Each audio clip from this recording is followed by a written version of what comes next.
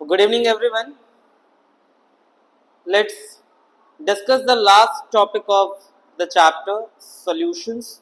It's a very simple, a very short topic. Abnormal molecular mass. I have already given you a brief idea about the abnormal molecular mass in the previous session. मैंने कहा था आपसे कि we have many solutes which either undergo dissociation or association in the solvent. जैसे आप ionic compounds को consider कीजिए. Ionic compounds when added to water, they dissociates into ion. Ions में convert हो जाते हैं, right? तो ions में जब convert होंगे तो number of solute particles change हो जाएगा, है ना? जैसे suppose अगर मैंने 1 mole KCl को water में add किया, I have added 1 mole of KCl, but in the solution, how many mole of ions will be present? 1 mole K plus मिलेगा, 1 mole Cl minus मिलेगा. So that will be 2 mole of ions present in the solution, right?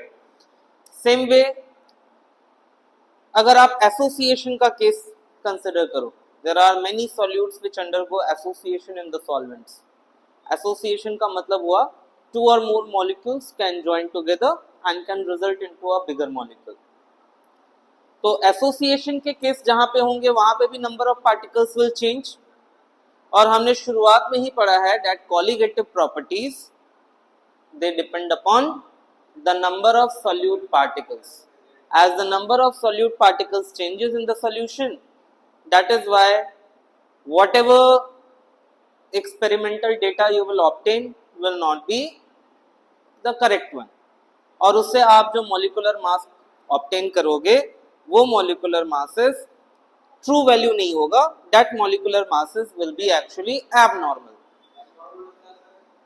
मतलब उस molecular masses में defect होंगे, उन molecular masses में defect होगा, इसलिए हमने उसको एबनॉर्मल नाम दिया, abnormal molecular mass. How to correct that abnormal molecular mass, ये वॉन्टॉफ ने एक्सप्लेन किया था और वही चीजें हम यहाँ पर डिस्कस करने वाले हैं. बस 15 minutes you pay attention and it will be over. Let us consider the example which is given in your NCERT. हम ऐसा कंसिडर करते हैं कि 1 mole KCl is added to water. 1 mole KCl का आप अगर मास देखो it is 74.5 ग्राम. इसका मतलब the true value of the molecular mass of potassium chloride is 74.5 gram, है ना? So this when added to water,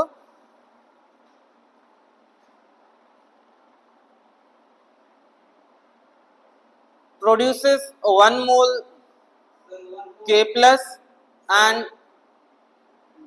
बोलो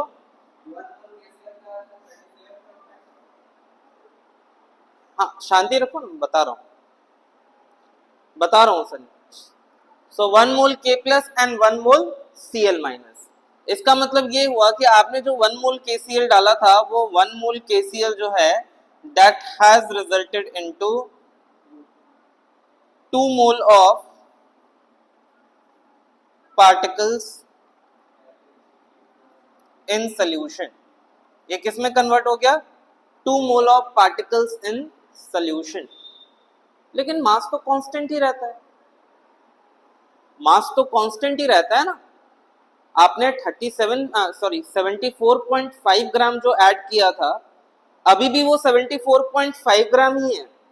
सो 2 mole of particles of KCl in the solution is now measuring 74.5 gram. Therefore 1 mole KCl कितना हो जाएगा इसके according? इसका half 37.5 ग्राम, है ना? Which is abnormal,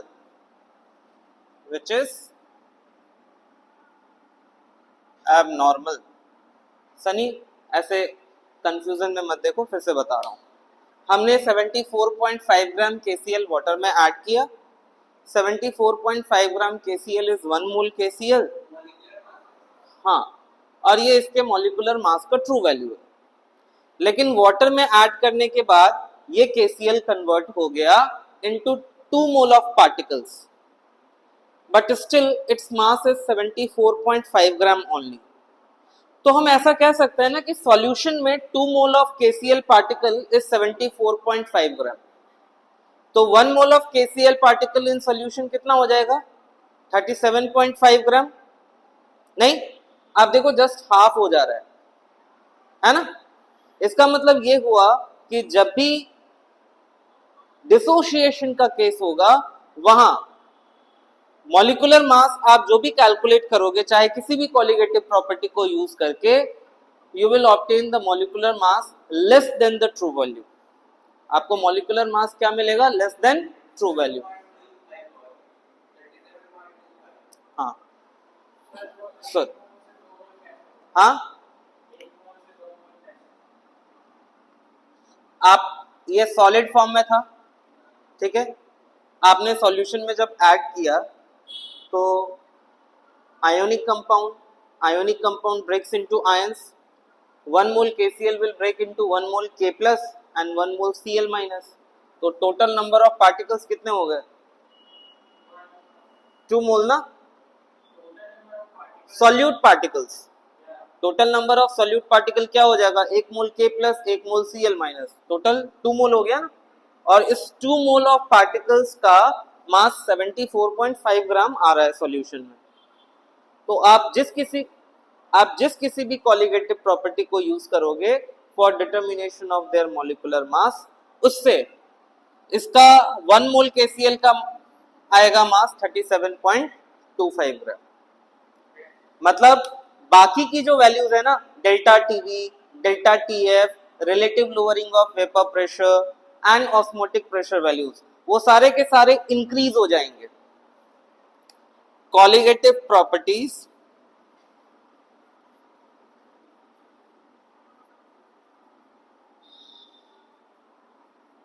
such as delta TB, delta TF,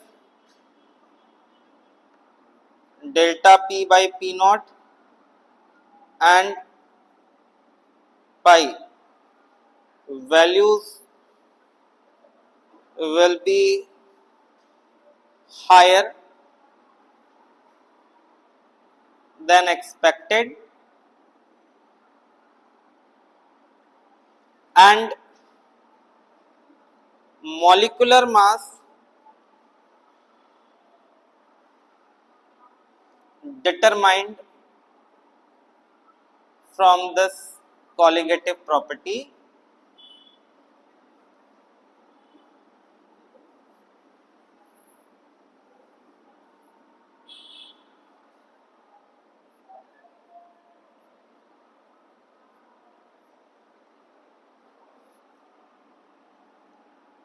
from these colligative properties will be lower than true value, will be lower than true value। ठीक है, क्या होगा इसमें? इन सभी केसेस में कोलिगेटिव प्रॉपर्टीज जो भी आप डिटरमाइन करोगे, ये कोलिगेटिव प्रॉपर्टीज की वैल्यू आपको एक्सपेक्टेड वैल्यू से हाई मिलेगी अगर डिसोसिएशन हो रहा है तब।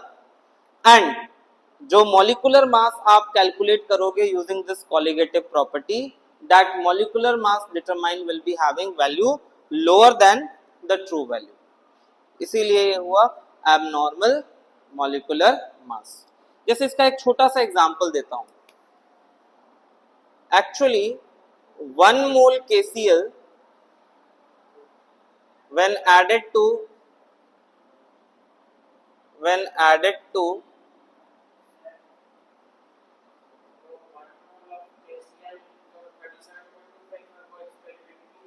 हाँ, वो एक्सपेरिमेंटली मिलेगा आपको।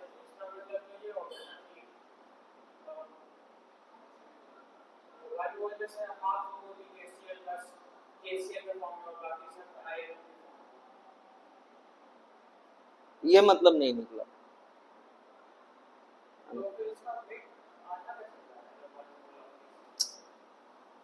ये तो एक्सपेरिमेंटली जब आप ऑप्टेन करोगे वो डिसोसिएशन की वजह से सॉल्यूट पार्टिकल्स डबल हो गए, इसलिए मॉलिक्यूलर मास आपको जो है हाफ मिला। वही तो उसी करेक्शन फैक्टर की तरफ तो हम जा रहे हैं, वॉन ऑफ फैक्टर की तरफ, है ना। बताता हूं अभी, रुके। 1 mole KCl when added to 1 kg water, delta Tb इसका होता है 0.52 kelvin kg mole inverse. But again 1 mole KCl को जब आपने वाटर में ऐड किया तो total number of solute particles कितने हो गए, 2 मोल,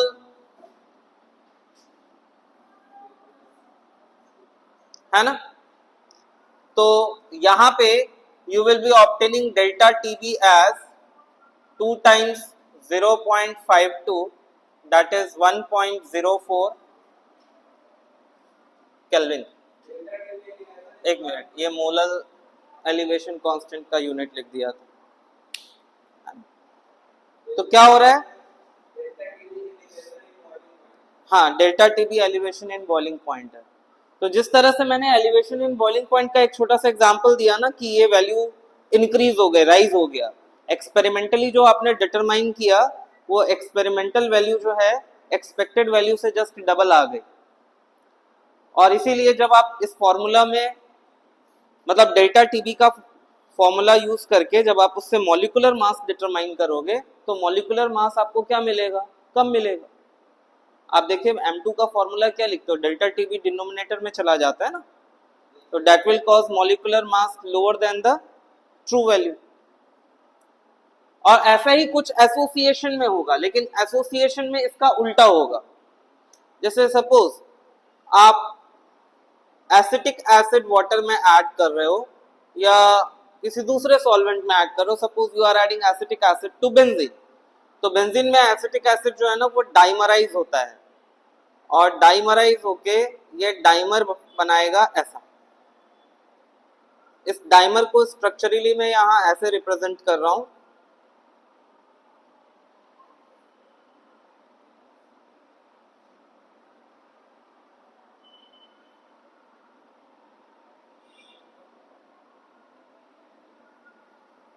है ना, ये डाइमर बन गया। तो इस केस में अभी तक जो हमने डिस्कस किया ना वो जस्ट आपको अपोजिट मिलेगा। दैट मीन्स यहाँ पे colligative properties delta TB, delta TF, delta P upon P nought, that is relative lowering of vapour pressure, osmotic pressure, ये सभी वैल्यूज यहाँ पे आपको एक्सपेरिमेंटली कैसी मिलेगी, lower than expected one. Expected true value से ये आपको एक्सपेरिमेंटल वैल्यूज कैसा मिलेगा, low. And the molecular mass determined using it will be higher, molecular mass determined will be higher। तो वॉन्टॉफ ने इस मॉलिक्यूलर मास को मतलब एक्सपेरिमेंटली जो मॉलिक्यूलर मास डिटरमाइन करते हैं उसको करेक्ट करने के लिए एक फैक्टर सजेस्ट किया था, वॉन्टॉफ फैक्टर कहते हैं इसको। वॉन्टॉफ फैक्टर, और इसको I से डिनोट किया जाता है। This Wantoff factor I is equal to abnormal molar mass divided by normal molar mass, or it is also equal to observed colligative property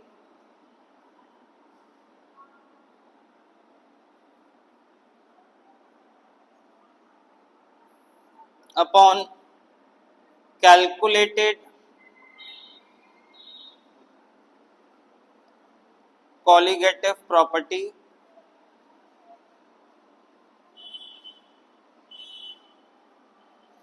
and this one is also equal to number of mole of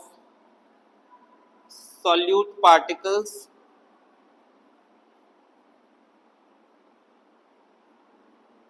after association और dissociation.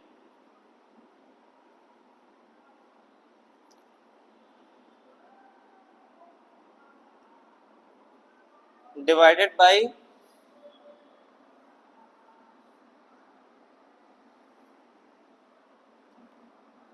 number of mole of solute particles before association और dissociation। ठीक है। And now based on this want of factor, each and every formula which you have read earlier under colligative property gets modified। आपने जितने भी formula पढ़े हैं ना वो सारे के सारे मॉडिफाई हो जाएंगे। कैसे? तो relative lowering of vapour pressure, now delta P upon P naught, this is equal to I, that is want of factor, multiplied by mole fraction of component 2. Delta TB is I, that is want of factor, into Kb into molality. Delta TF, this is I into Kf into M. Osmotic pressure I into CRT. Easy. अब ये आई आपको practically कैसे मिलेगा, मतलब आपको तो इन topic पे numerical questions ही करने हैं, तो आई कैसे मिलेगा, कैसे कैलकुलेशन होगा, कहाँ पे इनमें से कौन सा फॉर्मूला यूज करना है, that we will learn in the numerical sections.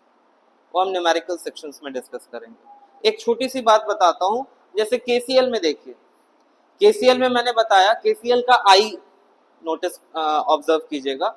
What is the number of mole of solute particle after dissociation? It is 2। Number of mole of solute particles in case of KCl after dissociation is 2, and number of mole of solute particles before association or dissociation here is 1, 2 by 1 2। तो KCl का want of factor क्या होगा? 2। इसी तरह suppose मैं आपको कभी किसी न्यूमेरिकल क्वेश्चन में सोडियम सल्फेट देता हूं क्वेश्चन में, और मैं कहता हूं this undergoes complete dissociation, sodium sulphate is added to water and it undergoes complete dissociation. तो जब ये कंप्लीट डिसोसिएशन करेगा तो इसकी वांट ऑफ फैक्टर क्या होगी? 3, 2 Na plus and 1 SO4 2 minus. तो टोटल आयन कितने हो गए? 3 ना। तो number of mole of ions obtained after dissociation will be 3 मोल। 3 मोल मिलेगा ना, इसीलिए क्या आएगा इसका वांट ऑफ फैक्टर क्या आएगा? 3। चलिए सपोज अगर मैं आपको ये दे रहा हूं K4FeCN होल 6, इसका वांट ऑफ फैक्टर क्या होगा? दिस गिव्स 4K प्लस और इसके साथ मिलता है FeCN होल 6 4 माइनस। तो what will be the want of factor provided if the condition is given in question that it undergoes complete dissociation? इसका अगर complete dissociation हो रहा है तो what will be the want of factor? 5। want of factor क्या होगा? 5। Tell me if the solute is not undergoing dissociation और association, कोई ऐसा सॉल्यूट जैसे यूरिया कंसिडर कर लीजिए, जैसे सुक्रोज कंसिडर कर लीजिए, when these solutes are added to water ना एसोसिएशन होता है ना डिसोसिएशन होता है, तो इस केस में what will be the van't Hoff factor? 1 है ना। सिंपल। याद रखिएगा कि in the cases where dissociation takes place want of factor is greater than 1। मैं यहां लिख देता हूं I greater than 1 for dissociation. Dissociation के लिए I क्या होगा? Greater than 1. I is less than 1 for association.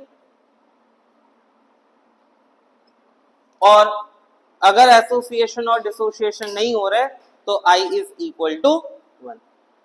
ठीक है, clear? Now let's do numerical questions based on this concept. इसमें ज्यादा न्यूमेरिकल ही पूछा जाता है. फाइन, चलिए.